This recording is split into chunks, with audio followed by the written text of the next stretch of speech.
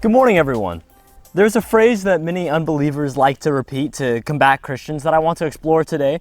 And oftentimes atheists or just people who are angry at God say to Christians, if God exists, then why do good people die? And they'll cite examples of times where Christian people died, and sometimes the opposite. They'll say, if God exists, then why do bad people get rewarded? And they'll point out examples of villains in our world who are living luxurious lives. And people will shake their fists at God and ask why he lets a good person get a terminal illness, or they will curse him when somebody they love dies in a car accident tragically. And of course, there are certainly Christian people who have died from unfortunate causes, just as there are evil people who are living good lives right now. So today I'd like to dig into this concept a little bit more and teach a lesson called bad things and good people. First things first, bad things happen to Christians. If you became a Christian so that God would cause the dice to roll in your favor for the rest of your life, then I've got bad news for you, buddy. That just isn't going to happen. Matthew 5:45 says he makes his sun rise on the evil and on the good, and sends rain on the just and on the unjust. And this right here is an excellent verse to use on this subject, because it clearly shows that God does not just spare the just people from evil or unjust people from blessings. The reality is our reward for the life that we live is not in this life, it's in heaven one day. And you're going to have to go through horrible things in this life. You're a human. You have to experience human reality. And I believe that God blesses those who bless him, but he isn't just going to spare you from tests of your faith, which will help prove your commitment to him. Notice how scripture says the just and the unjust, they both get rained on. The good and the bad, the evil and the righteous, they all get rained on, and they all wake up to sunrises on some days. And I believe that God is trying to illustrate something to us here. A lot of times people will classify themselves as good or bad. For example, ask the average person on the street if they are good or bad, and they will tell you that they are good. But on what merit? Most people start to struggle when you ask them to support their claim that they're good. I've seen videos before where people were asked this very question, and initially they say, I'm absolutely a good person, for sure. I'm 100% a good person. And then they're asked questions like this. Well, do you lie? Yes, I lie. Do you cheat? Yeah, I cheat sometimes. Do you lust? Yeah, I lust. And the list goes on. And their claim starts to fall apart because, let's face the facts, humans fail all the time. We desire the pleasures of this world. We are too proud to admit our failings. And on our own, we are not good people. Jeremiah 17:9 says that the heart is desperately wicked. Romans 3 says, there is none righteous, no, not one. And later says in verse 23, for all have sinned and fallen short of the glory of God. So right there, that tells me one thing. None of us come up to the standard of good. There's only one man who I can think of who came up to that standard of absolutely good. 1 Peter 2:22 says of this man, he committed no sin, neither was deceit found in his mouth. 1 John 3:5 says, you know that he appeared to take away sins, and in him there is no sin. 2 Corinthians 5:21 is a very powerful one. It says, for our sake he made him to be sin who knew no sin, so that in him we might become the righteousness of God. So here we have a man who was the very definition of good. He lived a perfect life. He was without sin. The book of Hebrews says he was tempted in all ways, but committed no sin. And this man, of course, was Jesus. And don't try to tell me that you're a good person, because you're not even close to Jesus. We all have messed up. We all have made mistakes. And do bad things happen to good people? Well, let's look at the only good person ever, Jesus. He was mocked, rejected by his own people. He was arrested by soldiers. He pleaded that the cup would pass for him.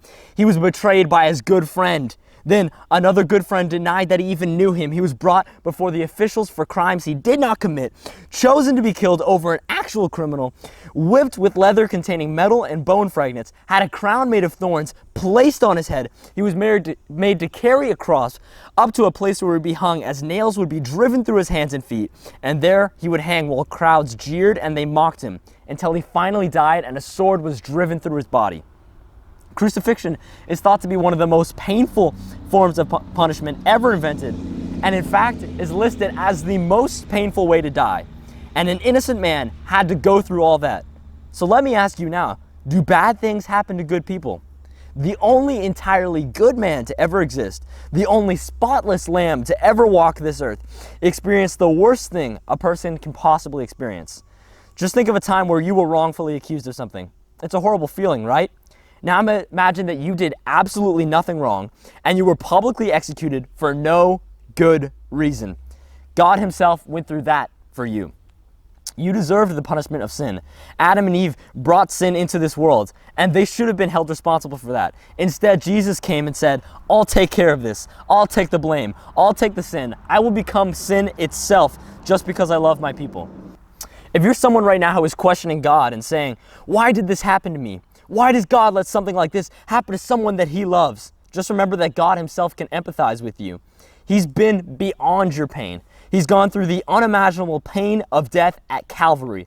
And you don't deserve as good a life as you have if you honestly evaluate your actions. You've messed up. You've made mistakes.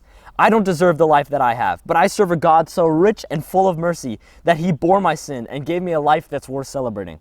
So yes, it rains on the just and the unjust, those who are right with God and those who are not. But remember that all of us, in comparison to Jesus, are nowhere close to the level of righteousness that he was at.